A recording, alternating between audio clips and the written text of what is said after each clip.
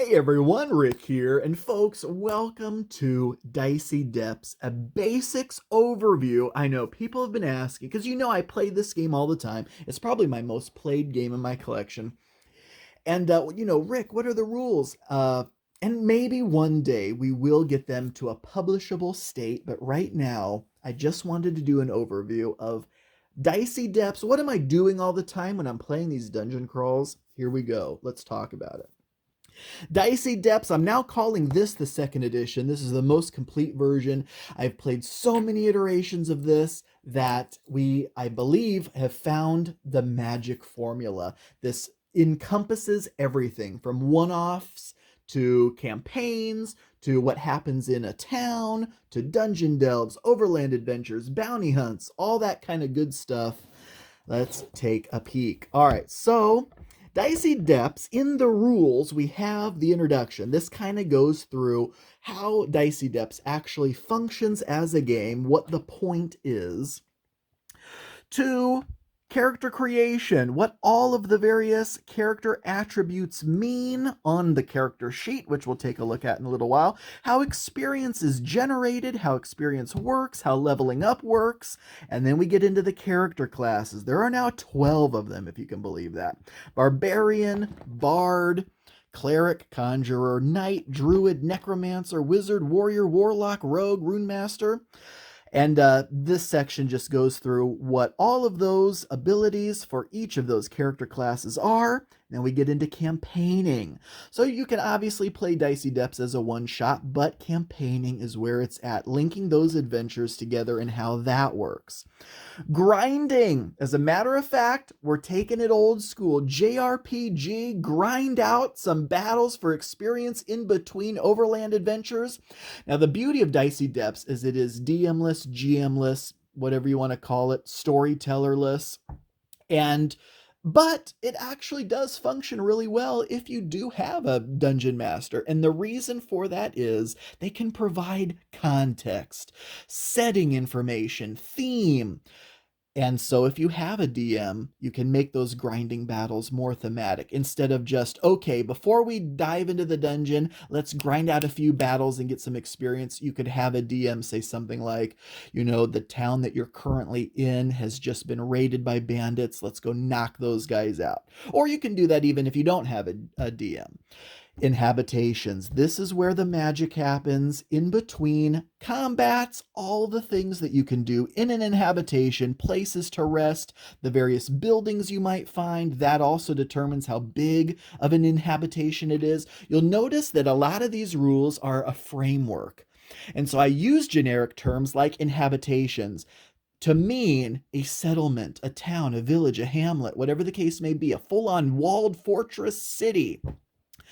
And that goes through all the different things you may find in an inhabitation. How items work, things you can do in inhabitations include harvesting. So this is going to be ways for adventurers to earn a living outside of a dungeon. Harvesting is one of them, and we'll talk about that potentially later. And I've talked about this in other of my videos regarding games that I've created, specifically about leveling up your skill in different trades. I call it harvesting, but it's mining, fishing, hunting, all these different things that you're going to roll dice, find out if you were successful or not. You're going to get a certain amount of goods from doing those things, and then you can sell those at a marketplace. And every time you're successful at that, your skill level in that trade increases. The marketplace itself, buying and selling goods. Mercenaries. You can hire a mercenary. NPC interactions. We'll take a look at that in a little while. You want to talk to that woman who's passing through the marketplace. You want to ask the blacksmith something. You want to approach the mayor. How to interact with NPCs and how they react to you is all covered there.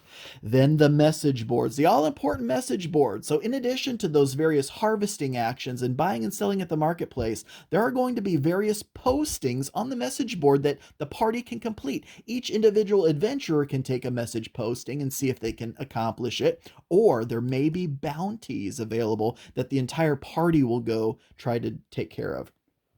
Next, we have exploration encounters and dungeon encounters. Typically, in a campaign of Dicey Depths, when the first time you enter a province, which we'll take a look at that in just a second, you are going to have 3 situations.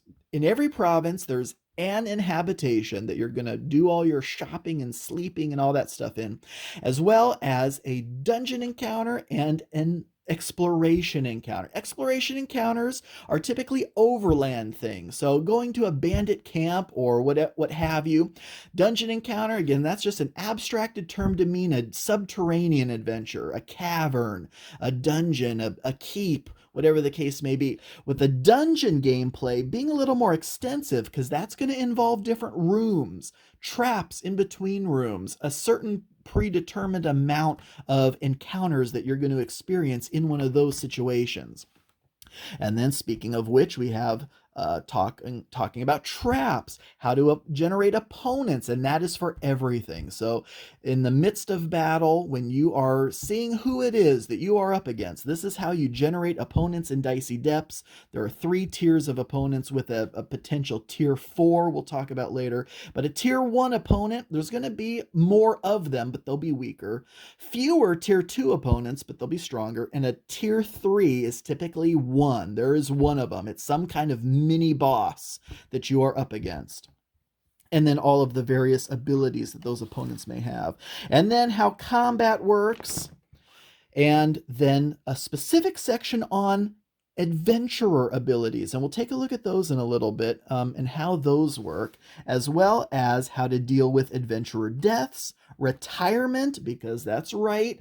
Once you reach a certain level, that is it. You can still play as that adventurer, but you no longer level up.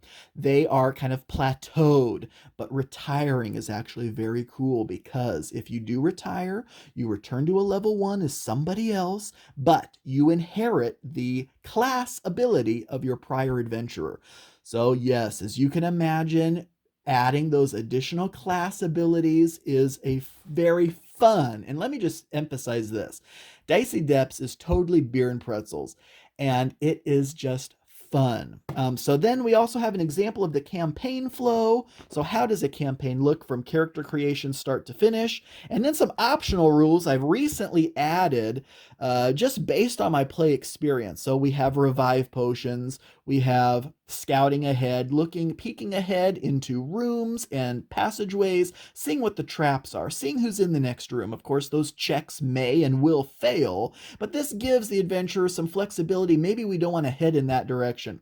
And then resting in between combats, I should say, because prior to this, everyone in the party was involved in every combat, and potentially that's not always a great idea, right? If someone is struggling, they have like 1 or 2 HP remaining. Why are they in the front lines against this giant creature? So keeping those adventurers out of the combat unless absolutely necessary is now something that you can have happen. And plus, just look at this gorgeous dungeon. The dungeon that you saw in the thumbnail probably is under this table lid right now. But we're going to take a look at some of those other things. So other things in my rules binder include some extra character sheets, as well as a map, a couple maps of the land, because in each campaign we're going to sticker this up. We're going to see where everybody is and where we've been and whatnot. And then I also keep all of my character class cards back here. So here's the example for the cleric. So the cleric player would have that to reference all of the different character class abilities. And then front of the binder, we have a few things. Believe it or not, some people just aren't comfortable coming up with their own names. They struggle with that. That's never been an issue for me. I love creating my name, but if I'm playing with friends and they just wanted to give it a try and they're not into the whole role-playing thing, just roll on this table. I just threw this together with some randomly generated names, and I also use this a lot for NPC names or opponent names, so that's in there, as well as some player aids. So these player aids, I'm going to try to keep the glare off as much as possible, give you what happens during a day and night in an inhabitation, all the different things you can do, how to generate the message board postings, and how to generate your opponents and all the different opponent abilities possible.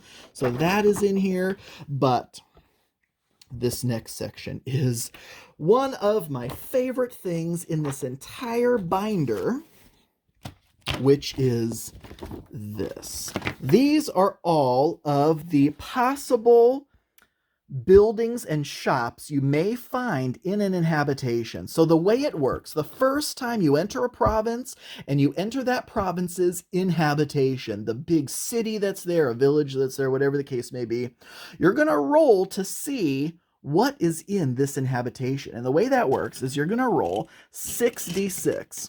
Because we have 6 different types of shops and buildings. Actually, there's more than that, but we'll explain that in a second. You're going to roll 6 of these dice, and this is going to determine what is in that province. Doubles just cancel each other out. So a 2 was doubled, a 3 was doubled. So this is what is in this specific inhabitation. We have a 2, 3, 4, and a 5. But if we had rolled a 1, there would be a blacksmith there. And here are all the different things that a blacksmith sells, their services and products.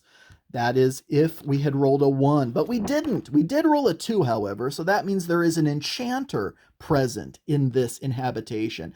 And all of the different abilities that you can purchase for your character at the enchanter, or an alchemist, or a butcher and bakery. This is just kind of like market stalls of food and other items.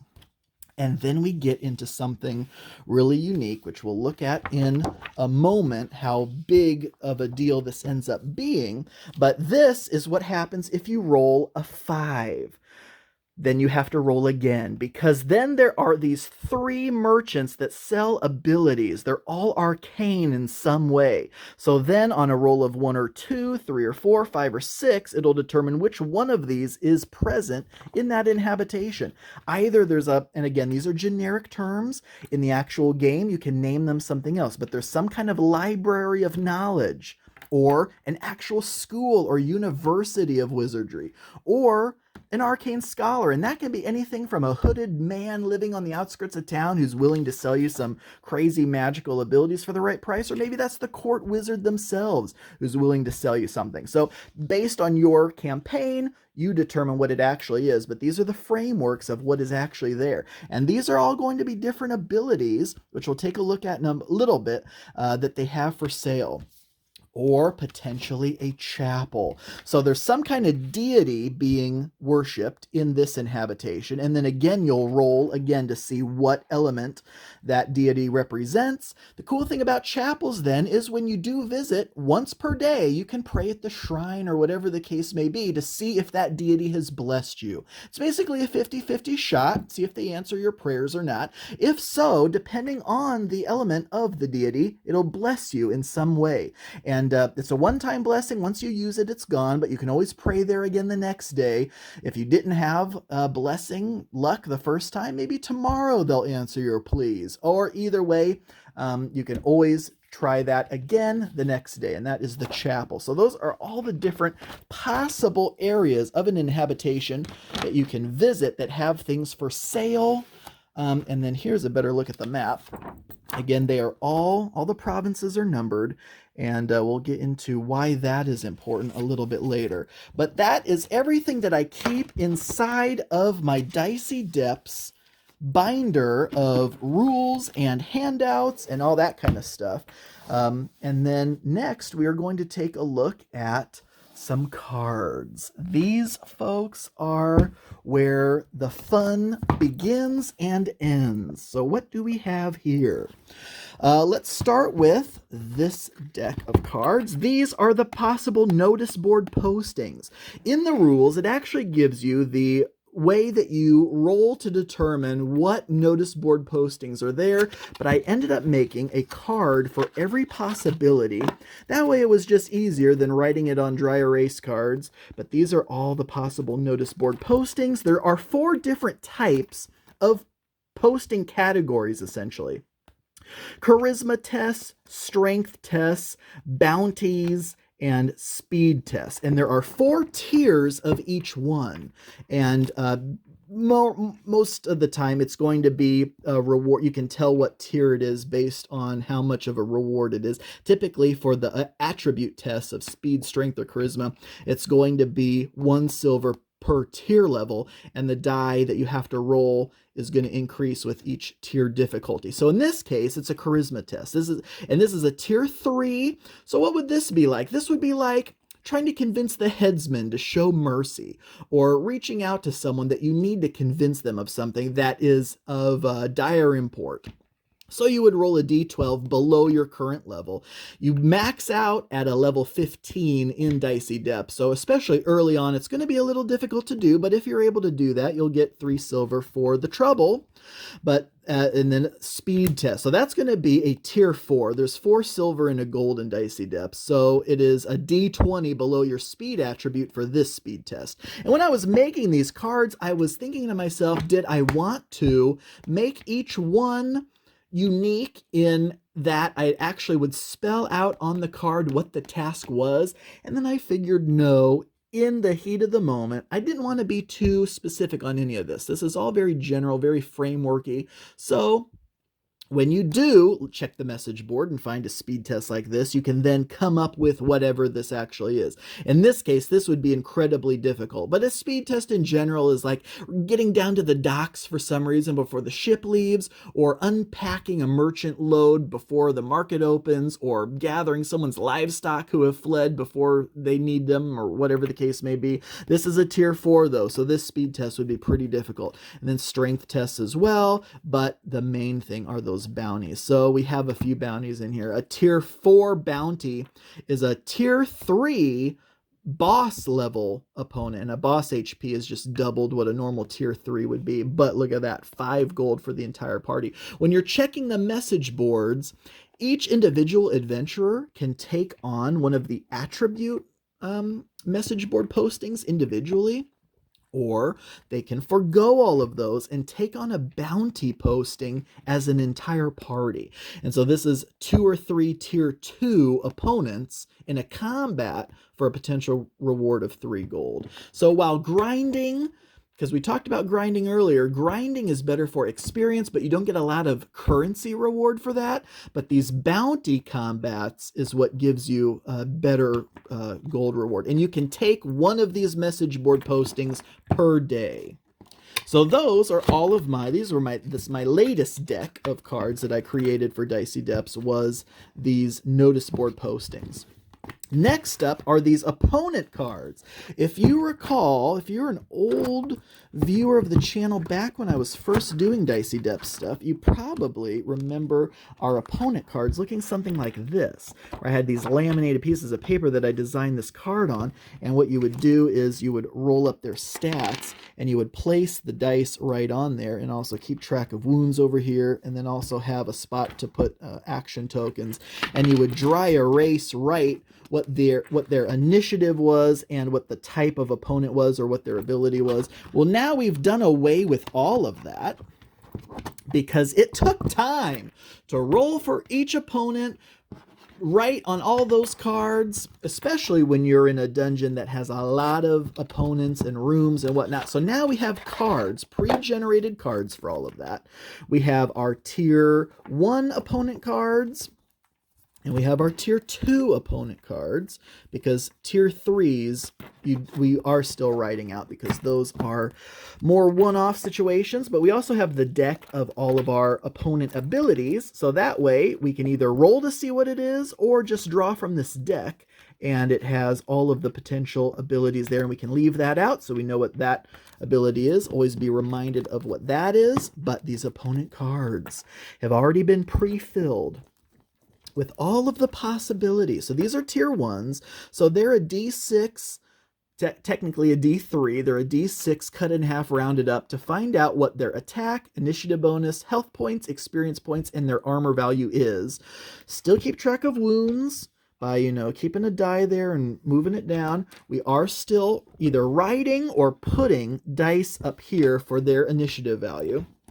But now, if we are in a situation where there's going to be 5 or 6 tier 1 opponents, we can roll them up and just grab the cards, pop them down. What is their ability? Boom. And now we have everything nicely laid out for everybody to see what those are. Same thing with the tier 2s. So these can be anything from a 1 all the way up to a 6 for attack and defense and whatever the case may be there. So we have all of those there as well. And it just has made things so much more efficient to have these written out as cards. So those are the opponent cards. And then next, we have a lot of fun cards in here. So this is going to be multiple different decks. Let's just pull these out and take a peek at what we've got in here. So first, we have the Rooms and Trap cards. So we have a big, thick deck of room cards here. And these are going to be actual different thematic rooms, but also nondescript rooms, because not every room in a situation is going to actually be something. So in Dicey Depths, for a dungeon encounter, you're going to roll a d12 plus 1, and that is how many rooms, we call them, you are going to be experiencing. So, for example, if we rolled a d12 and it was a 3, plus 1 means we need 4 rooms for that encounter. Dungeon encounter is always a d12 plus 1 with an additional final boss in the end. So it's going to be at least 2 rooms and a final boss, all the way up to potentially 13 rooms and a final boss. But in this case, here are 4 possible rooms. So we enter room 1. What is it? It is a nondescript room, an unremarkable room, the purpose of which can no longer be discerned. All right, room 2 is a great hall. If the room actually has a theme like this, you then roll a d3, or again a d6 cut in half, and you have this. And if you have a 2, there actually is something in this room. So it's basically a 1 in 3 chance of a thematic room actually having some kind of environmental effect. In this case, this one says, something stirs in the shadows. A tankard flies across the room. Distracted, a creeping hand from under the table next to you reaches into your pouch. Each member of the party loses D4 silver. All right, that was room 2. Room 3 is the throne room, and if we roll a 3, something will happen there. And the 4th and final room is the catacombs, with rolling a 2 does something there. So those are examples of how drawing the room cards work. But in between each room card is a potential trap. So we have a whole deck of possible trap cards. These are some of the oldest cards that I made that have actually survived to this edition of the game. And essentially the way a trap works is in between every room, you nominate one of the adventurers to roll to see if they can disarm or discern if there is a potential trap in between every room. So we've entered a passageway, let's say. A rogue has a benefit, which you'll probably have the rogue attempt to roll this every time. But let's say you don't have a rogue in the party. Someone is going to roll a d6. This is going to assign a target value that the assigned player has to try to roll on their own d6. They have 3 times to try to get that. You have to equal that value exactly. In this case, this is a 4. So we have 3 attempts to roll a 4. If not, the trap is sprung, and in this case, it is sprung. A rogue gets 2d6 to see if they could try to disarm it. But if you do disarm it, you move on to the next room. But if you weren't able to disarm it, you will draw from the trap deck. And what do we have here? Potentially a spiked floor. Why is the floor full of holes? Maybe if I peek inside one. Ouch! So then here, every adventurer would then have to try to avoid this trap. Declare odd or even 4 times and roll a d6 for each. Each failure is a 1d6 attack. So I'm going to say even. That was a success. I'm going to say, well, I should have said even there too, but it was a failure. I'm going to say even for all 4, let's say. And that was an odd, and that was an even. So I failed 2 out of the 4 times, which means it's going to be a 2d6 attack against me. This is just like any other attack. It has to exceed my armor value. So assuming maybe the 5 did, then I would have to roll to defend against that. But that's how all the traps work. So that is rooms and traps for the dungeon encounters. And then what do we have next? We talked about this earlier. First, I love these cards. Oh my gosh, these are my dry erase cards, double-sided. So if I ever want to, come up with an item or an ability or an NPC or something else, we can dry erase right on these cards. These have come in handy so many times. We talked about NPCs before. So now in Inhabitations, when you want to approach an NPC and see how they react, we have positive reactions, neutral reactions, and negative reactions. So what you do is when you decide that you want to speak with an NPC, you're going to draw one card from each of the 3 decks. So you have a 1 in 3 chance of it being a positive interaction, neutral interaction, or negative interaction. Let's say we wanted to approach let's say there was a beggar on the outskirts of town that we wanted to approach. How do they respond to us? Neutrally. This person doesn't seem to be mentally coherent, mumbling wildly and flailing their arms as they run off. All right, fair enough. What if they were, however, positive? This person smiles widely as you approach. They immediately notice that you appear to be an adventurer, and whatever it is you wanted to talk to them about is thrown out the window as they barrage you with questions about your travels. Before you know it, they're asking to join you on your quest. Should you agree, they become a Tier 1 companion. They don't accumulate XP, and they do have an initiative bonus of their own during combat. They are unaffected by traps or other outside of combat effects, so you would get a companion with that reaction, or it could have been negative. This person turns to look at you, revealing open sores covering their body, their eyes oozing pus, and immediately you regret ever approaching them. Before you can back away fast enough, they vomit directly into your face. You are now infected. The way infection works in Dicey Depths, kind of like probably poison or whatever the case may be in some other games. At the end of each combat, you roll a d6. On a 1, 2, or 3, you take a wound. 4, 5, or 6, nothing happens. So you have a 50-50 shot of taking an extra wound at the end of every combat round if you are infected. But that's a whole deck of different NPC interactions, and that's just a lot of fun. I mean, that is purely and simply what it is. It's luck of the draw. How is this person going to respond to you approaching to them? Sometimes it's items, companions, currency. Other times it's you get infected, you have to battle them in a duel, you have to do all these other things. Then lastly, in this box, we have the deck of item cards. So rogues actually have the possibility of peeking into the pockets of their adversaries and getting an item, or finding something in a dungeon room amongst the rubble. Other times, these item cards are just handy for scenarios. So I believe there's 5 different types of items. It could be cracked pottery, tarnished rings, ancient tomes, rusted blades, or lost keys, and it's just repeats of all those. So these are super generically named. However, one of the things you can do in town is if you do have some of these, you can have them appraised and then sell them for whatever the money is that they are actually worth.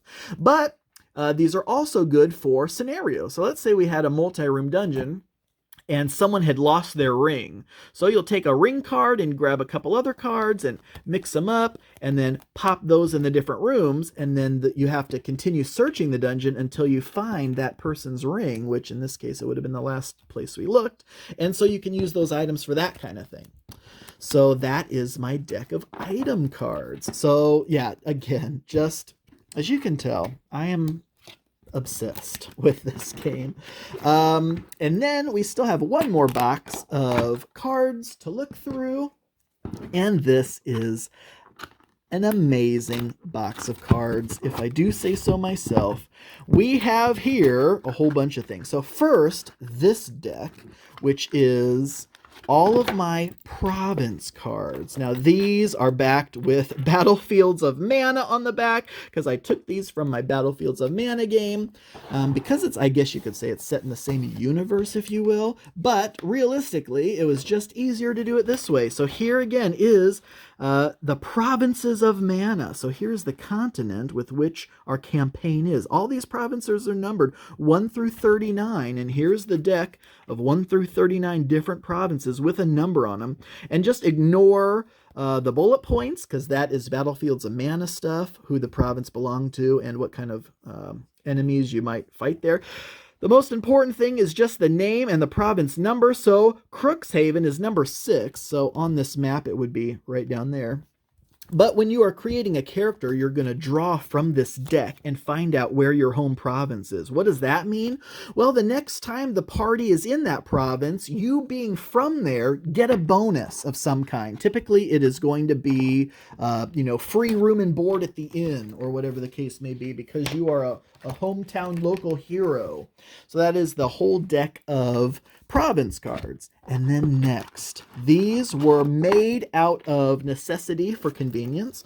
First, we do have the original. These aren't the original iteration, but the most updated version of these template cards that I came up with. But apart from that, we have a whole bunch of stuff for character abilities. So, for example, the Necromancer, when they kill an opponent, they accumulate skull tokens, which can be cashed in to summon a Soul of the Fallen. And these are all the same, but this is a Soul of the Fallen that is essentially a companion the Necromancer can also use during combat. They have very basic attack and armor skills. They always attack last. They're very slow, but these are their ghouls, their henchmen that they've risen by spending those skull tokens. And then we have the Druid summons, the Elemental Conjurations, and where are my runes at?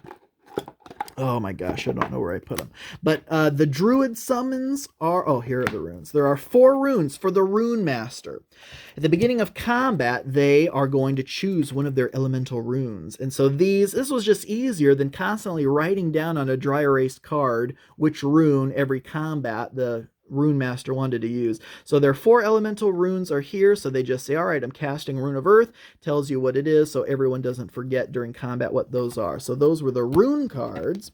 The Druid summons, at the beginning of each combat, the Druid gets to summon an animal companion, and they're just a tier 1 animal companion, so they're pretty weak, but they're the 3 possible, because you roll to see how strong they are. So you'll roll 2d6 and take the higher, and it's actually a d3, so you would cut this in half. It would be a 3 in this case, which would be fantastic. But it's potentially a creature of might, flight, or spite, so you can think of it as like a rhinoceros or a grizzly bear or an eagle or even a wyvern. Or a creature of spite could be a snake or a giant spider, and it has the ability for it on there and have these cards already made, so when you roll to see what it is, you don't have to write it all down. Boom, there it is. You'll just put their initiative down there and how many wounds it's taken there, and that is for the Druid, all their possible Druid summons.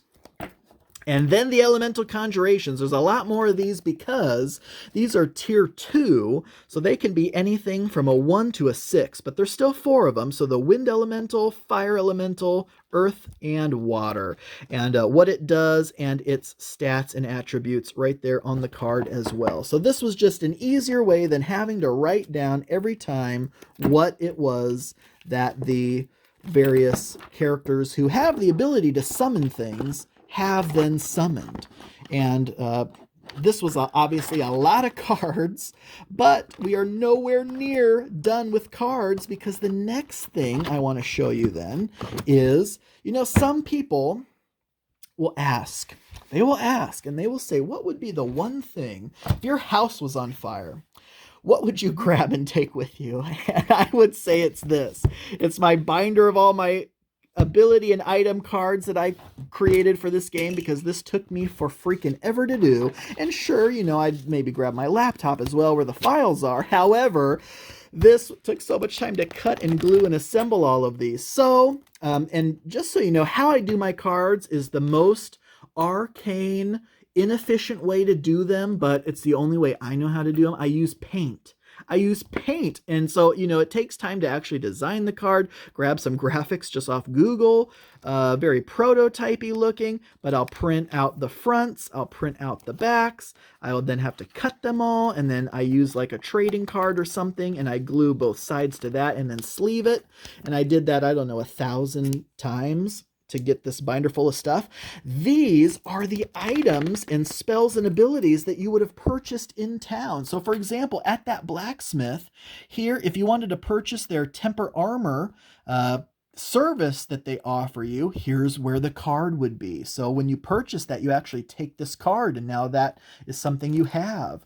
And we have the different potions for the alchemist.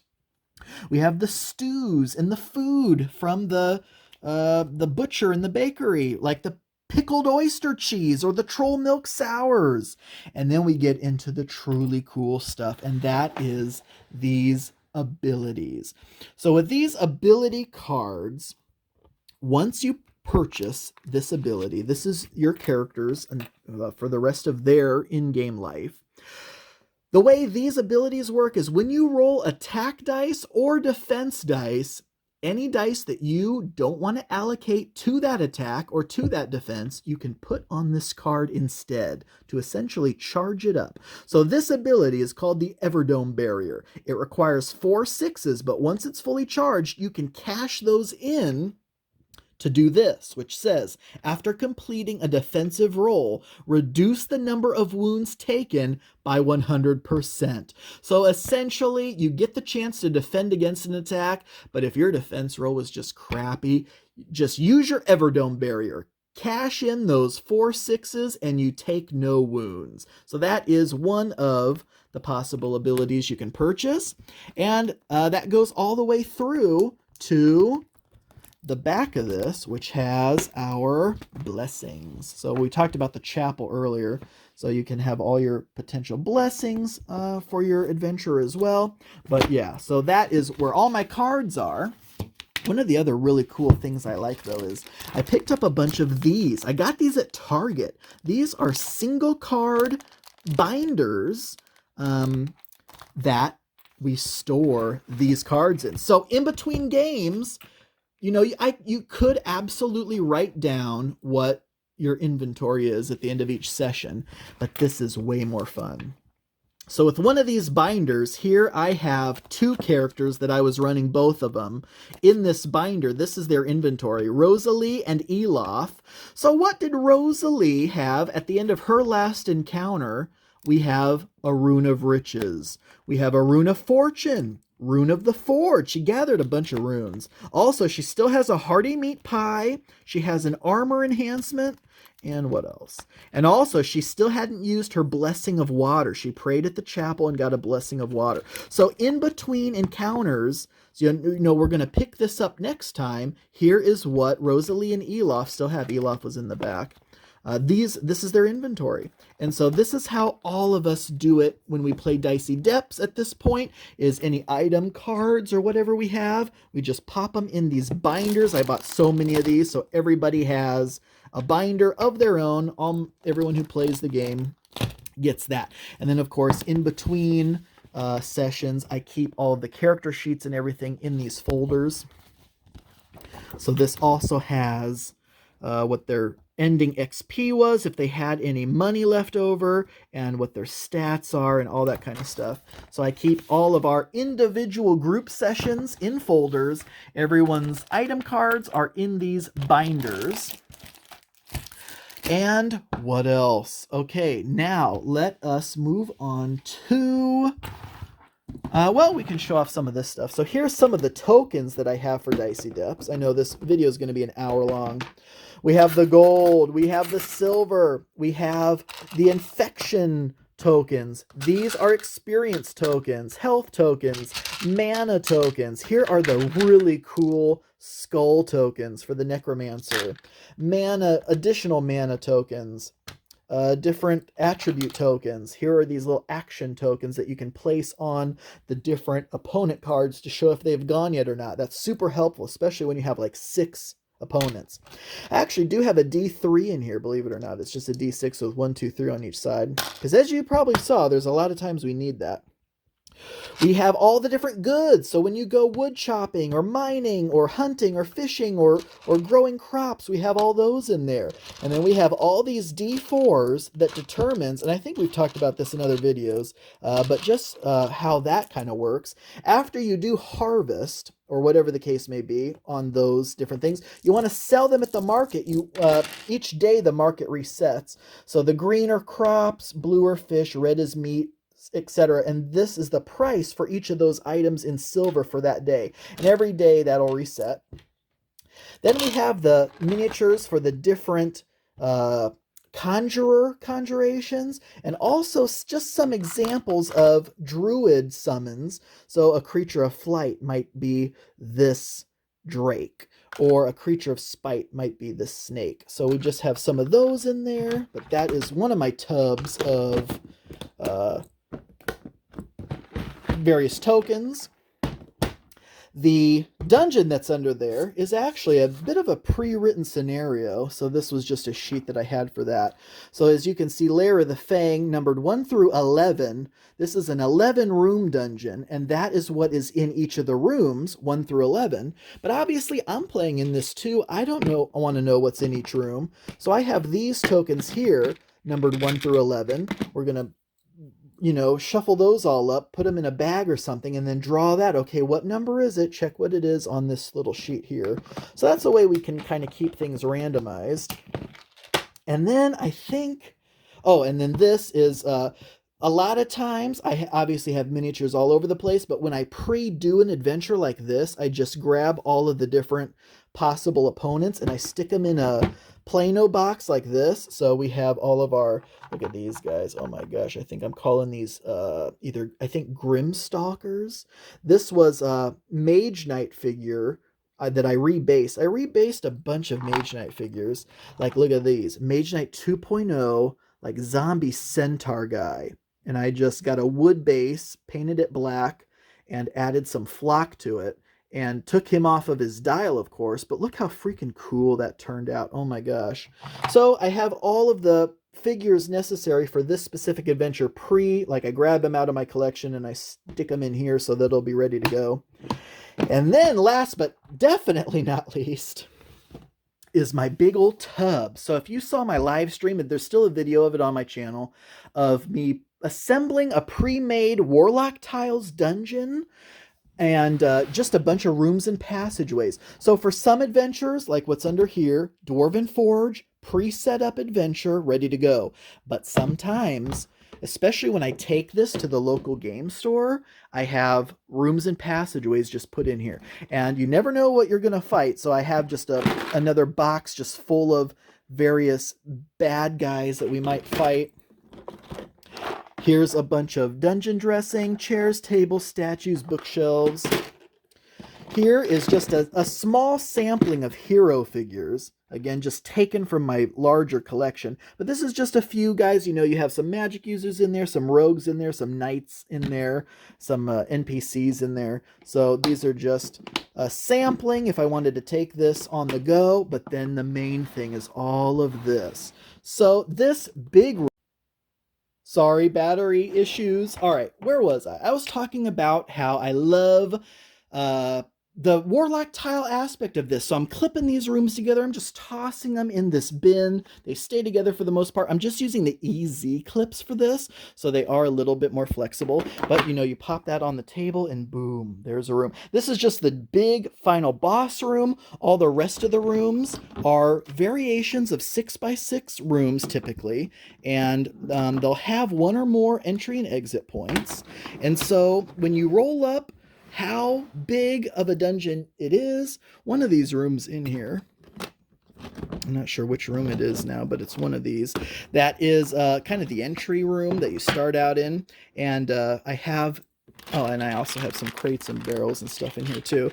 But I have enough passageways in here, and I have different shape passageways. So you'll start in one room, move into a passageway, move into another room, pop another room down. Here's another passageway. This one's angled. Boom. Grab another room.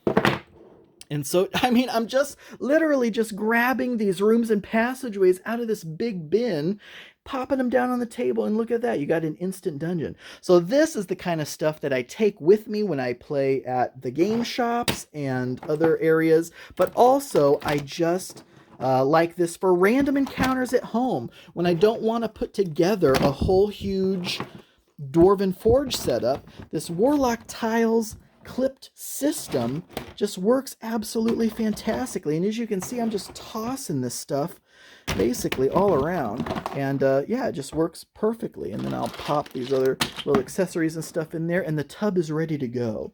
All right, folks, that is, I believe, gonna wrap it up for this overview of Dicey Depths.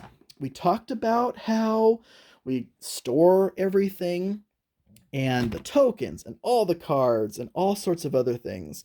So yeah, I think that is pretty much it. I hope that interests some of you. Once again, I appreciate all the questions and the comments and the views and the likes on all of my Dicey Depths content. And hopefully one day I'll be able to actually share the final product with you. But this is just an absolute blast to play. And we have a few groups going, and it has been fantastic. So that'll wrap it up, folks. Thank you all so much for watching. I do truly appreciate it. And until next time.